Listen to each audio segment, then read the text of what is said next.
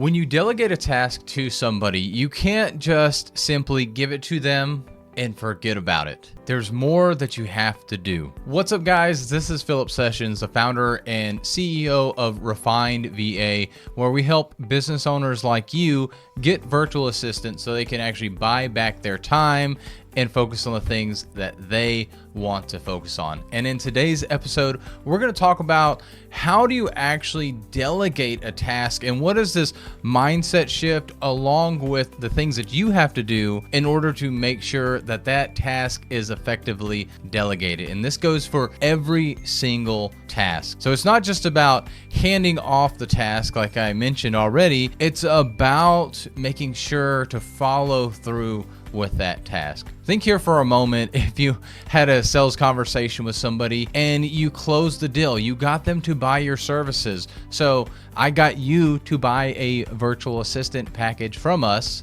and then I never talked to you again.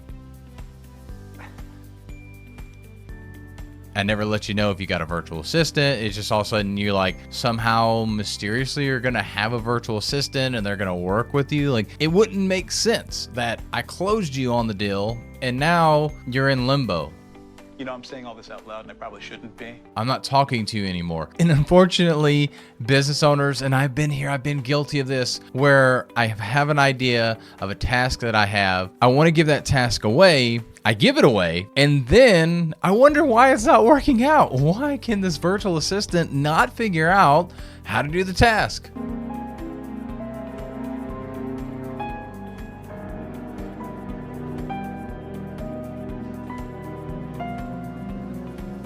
Well, the problem is that I simply tried to set it and forget it. And most likely for you, you actually probably were in that situation where you just had to figure it out. But here's the thing, you're the entrepreneur.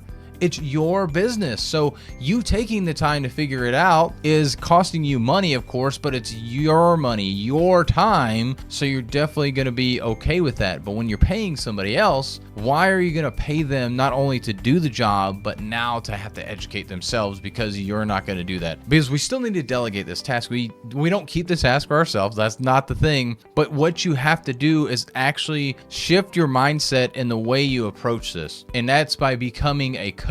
Yes, you delegate the task and you oversee what they're doing, but they're going to ask questions and you need to allow them to be able to ask you questions and come to you about this task, but you don't need to tell them the answer. So let's take the example of social media management. So you're deciding, hey, I'm going to delegate social media to a virtual assistant now or to somebody else on my team. So you say, hey, take over social media. Well, what in the world does that mean? So you probably need to create some parameters first of all. And just for simplicity, we're going to say that they're going to start posting on Facebook. And I'm just going to use the example of us because it's the simplest, is that we are focused on small business owners in the home service-based industry and construction industry to help them with their social media management, getting a virtual assistant for themselves.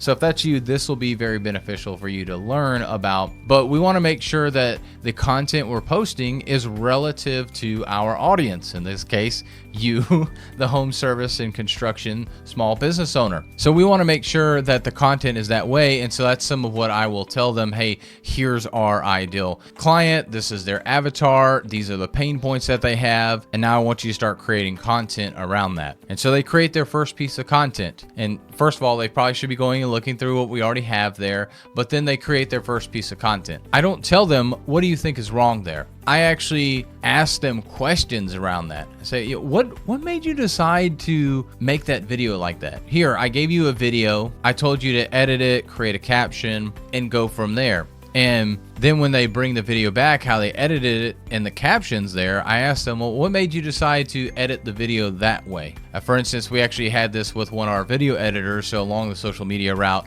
where we took this video, or I had this video, I had two parts to it, kind of three, And in my mind, and I didn't want to let them know, I wanted to see what they would do and then give them some education on it, was that I had me wearing shirt A, and I was talking about, and this was a video literally of what VAs can do and can't do. And so the first one was only one thing of can do, and it was in a particular shirt, and then there was 2 can't do versions. In my mind were 2 versions, but I wanted to test them, so this is not the best example, but I just gave it to him, said free will, edit how you want. And we've got a couple of video editors on our team. And so what they actually did was not necessarily what I expected. I understood where they were coming from, but I was hoping that maybe they could pick up on it. And so we had an educational moment because of this, because they did the one can do, and then they put both can't do's together, but it didn't really match up, because in this instance, I was actually doing a flex in one of the can't do's, and then I literally poured protein on me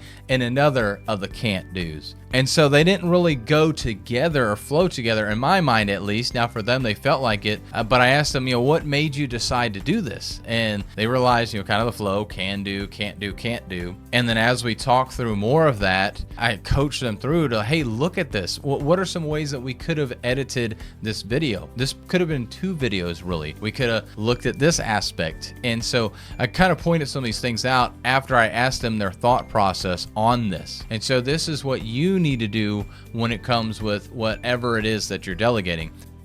Let them fail. They need to fail. They need to try, and if they don't fail, awesome. Tell them why they didn't fail, the things that they did great, so you're reinforcing that as you're coaching them up, because it's not about coaching them on the particular task, it's also coaching up their confidence. And then if they do fail, ask them, what was their thought process? What were they thinking about? Why did they go about it that way? Now, you don't want to only coach up and correct the thing that was wrong, which was, in this case, my example, the edited video, but you want to see what their process was and help them expand on thinking about it, especially when it comes to social media. It's your personal brand, so they need to be thinking like you. It's not something that needs to be just like you. Why do they need to think this certain way? Why do we operate that certain way? And so coaching them up on that. And so that's the mindset shift that you have to have. It's no longer about you doing the task, you telling them what to do, you saying it needs to be done in this exact order. It's about helping them understand and to think for themselves of how to do that. So you have to start becoming a coach when you start to delegate tasks out to somebody on your team, to a virtual assistant. You can't just set it and forget it. So that's the shift for you, is that you have to start becoming the coach when you start to delegate these tasks. And so if you want to be able to get virtual assistants to be able to do tasks and pick them up quicker, it's not by just dumping more on their plate, it's by coaching them up along the way, giving them opportunities to have a very clear start and end of some kind of task, and coaching them through that, telling them what they did right, telling them what they did wrong, after you've asked them questions about their thought process, how they went about it, what they were thinking throughout it, so you can help correct those things and build them up to have more of that confidence to do that task. If you want some more help on this, and if this struck a chord at all, if you've seen your fellow business owner friend struggle with delegating tasks to other people, share this video with them. Make sure you subscribe to our channel and leave a comment below asking questions around delegation and how do you coach up and actually delegate tasks out to somebody, especially a remote assistant.